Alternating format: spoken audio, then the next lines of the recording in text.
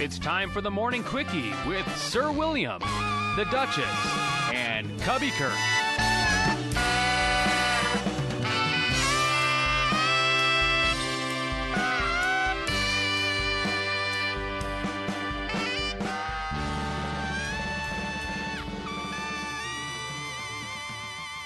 Good day, it's me, the Duchess, and I have with me none other than the one, the only, Sir William. I'm here. Do you have the news? I do. You ready?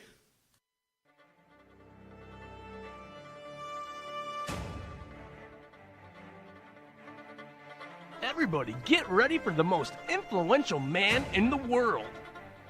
This guy. I don't know what you're talking about. That guy. You better get that checked out. Our guy. That is totally false. Bill has saved lives just by asking, if your friends jumped off the bridge, would you? There's been multiple fertility clinics asking Bill for his help because if he did, they believe the world would be a better place. Everybody get ready for this guy. That guy. Our guy, the most influential man in the world, Bill Guerin.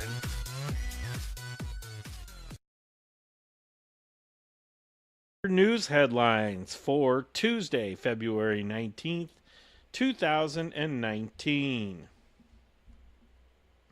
The group of states led by California Attorney General Xavier Becerra filed a lawsuit in the U.S. District Court for the Northern District of California. We're going to try to halt the president from violating the Constitution, the separation of powers, from stealing money from Americans and states that have been allocated by Congress lawfully, Becerra told CNN's Kate Boldan Monday. The Attorney General from Colorado, Connecticut, Delaware, Hawaii, Illinois, Maine, Maryland, Michigan, Minnesota, Nevada, New Jersey, New Mexico, New York, Oregon, and Virginia joined California in the lawsuit. It's the latest challenge to hit the Trump administration, which already faces a litany of lawsuits over the national emergency declaration. Over the weekend, the Center for Biological Diversity, Border Network for Human Rights, which marched with Beto O'Rourke in El Paso, Texas last week, and the American Civil Liberties Union all announced lawsuits. A 45-year-old undocumented immigrant from Mexico died in Border Patrol custody Monday after crossing the U.S.-Mexico border into Texas, making the third person to die in the agency's custody since December.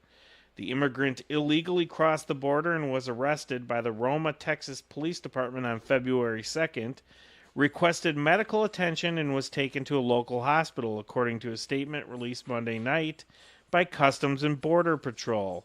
The immigrant was cleared by officials at the Mission Regional Medical Center and was handed over to Border Patrol at the Rio Grande City Border Patrol Station, according to a CPB statement.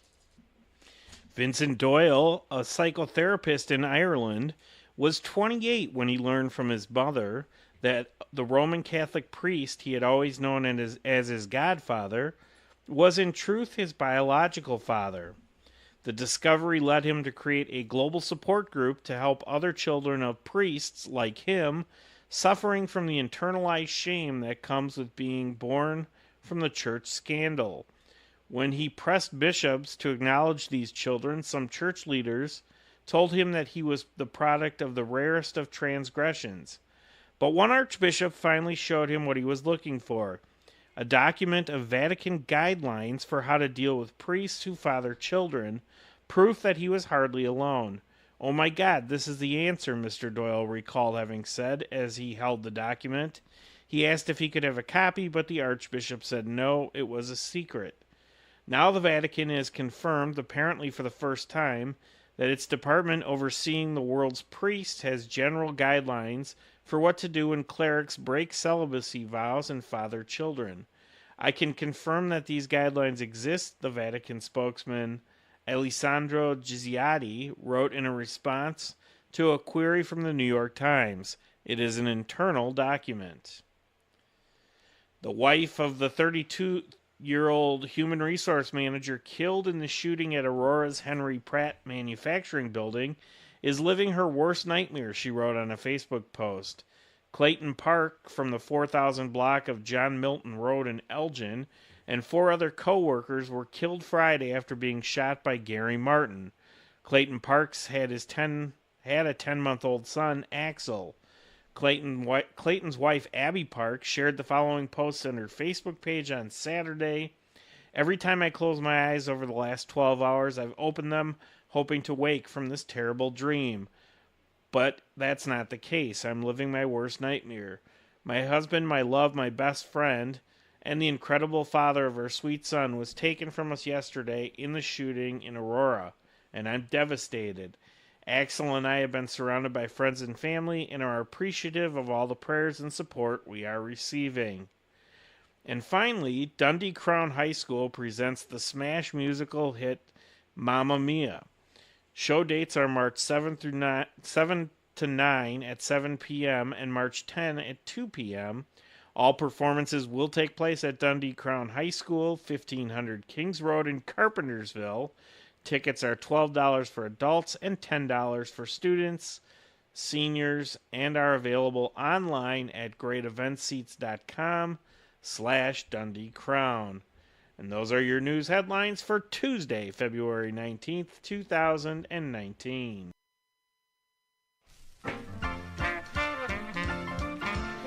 You know him, you love him. He's our guy, Cubby Kurt, with today's sports update. Filling in for Cubby Kurt, who's actually playing Blackhawk Kurt tonight. Here are your sports headlines for Tuesday, February 19th. There was little chance Cubs chairman Tom Ricketts was going to change anyone's mind about his father's reputation when he addressed the team and the media Monday morning at Sloan Park. The damage was done, and Joe Ricketts' words couldn't be power washed away like those chalk-written messages from Cubs fans on the bleacher walls outside Wrigley Field during the 2016 World Series. But Tom Ricketts tried his best anyway, suggesting his father's racist and Islamophobic emails didn't mean that he's actually racist. Those aren't the values that my family was raised with, Tom said. I have to be honest, I was surprised to see the emails. Our family was never raised that way. I never heard my father say anything that was remotely racist. Monday marked the first full day of workouts for the Chicago Cubs position players. How did it go? Wet, said manager Joe Madden, referring to the persistent rain and cool weather in the Valley of the Sun. Outside of that, I thought we did really well adapting because it was awkward. We got the base running in. We kept looking at the weather map. It was supposed to stop raining. It kept raining. It stopped raining, and plus it was kind of chilly. Plus the dampness of the field matters, so we finally just said, that's it. Let's simplify this whole thing and stay inside. But the Cubs did much of their work in the batting cages or under cover. We actually did a lot for the day in spite of the weather, Madden said. There was some big news regarding the White Sox infield situation Monday, the first full squad workouts in spring training. It wasn't huge news. Manny Machado is still a free agent, but it looks like Yohan Moncada is moving to third base this season. Moncada played second base for the Sox last season, and he led the major leagues with 21 errors at the position. He also led the major leagues in strikeouts with 217 and never seemed to be fully engaged. I think that playing third might allow him to free himself up simply because he's going to have to be more focused, manager Rick Renteria said. At second base, you get a little bit more lackadaisical. I think that that's possible, and there's no guarantee that playing third base rounds out his focus a little bit more on both sides of the ball. At least that's an expectation or a hope we might have. And after snapping their 7-year playoff drought last season, the Bears might be in position to halt another skid this spring. No, they won't be awarded any compensatory picks when the NFL officially hands them out, likely late next week, making it a decade since the Bears last received one. But because Ryan Pace has done some of his best work on day 2 and 3 of the draft, and with this expected to be a quiet kind of offseason for Bears fan, if not for Pace and his personnel staff, It says here that there's no time like the present for another organizational shift. And those are your your sports headlines on Tuesday, February 19th, 2019. Duchess, what day is it? Today we are celebrating National Chocolate Mint Day, and I do believe it is Girl Scout season, and I am a huge fan of those Thin Mints. Please follow us on social media. Our website is twogingers.com. That's gingers with a Z.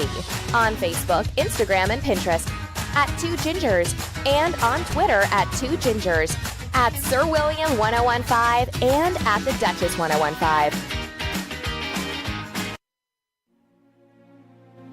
It's time.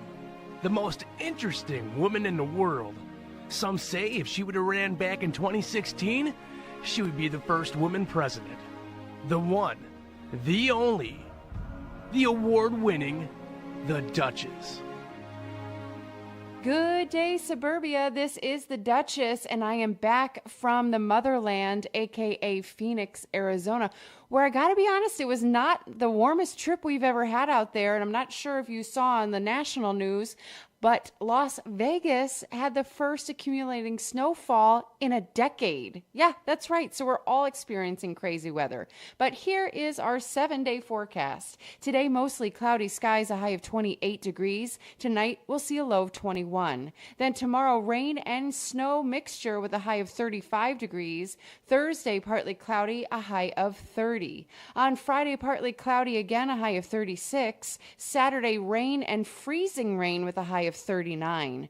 On Sunday, morning snow showers, afternoon wind with a high of 34. Then on Monday, mostly sunny with a high of 31. And now, the community calendar.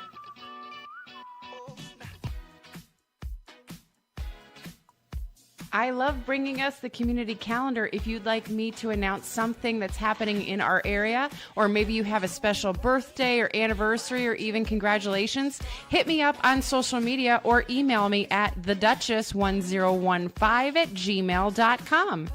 Town Square Players is pleased to announce Disney's Beauty and the Beast, the musical. Opening on March 1st and running for 3 weekends, shows are as follows on Thursday evenings at 8 p.m., Fridays at 8 p.m., Saturdays at 2 p.m. and 8 p.m., and Sundays 2 p.m. only. On Saturday, March 23rd, please notice there will only be an afternoon 2 p.m. show.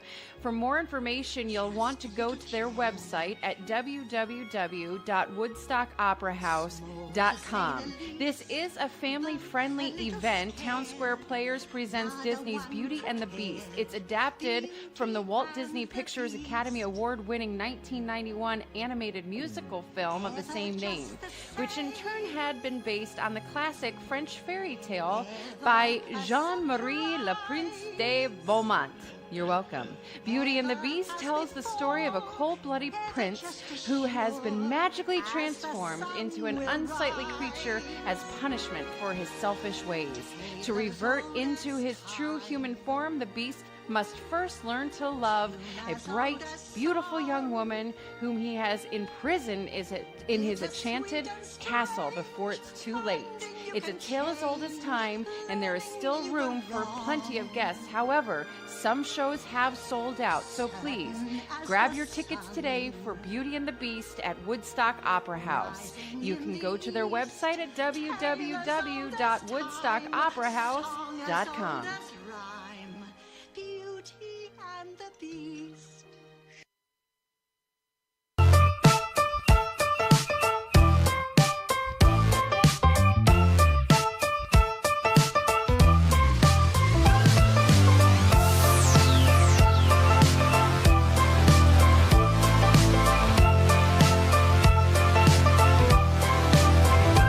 I'm tickled pink that things aren't going my way, 'cause that would be boring. Spend my last cent on cheese and champagne. What a wonderful morning. Never mind, she declined to the first date. It was only on my birthday. Never mind all the lines on the highway. Give me time to reflect a bit, 'cause I'm just having a good day. Having a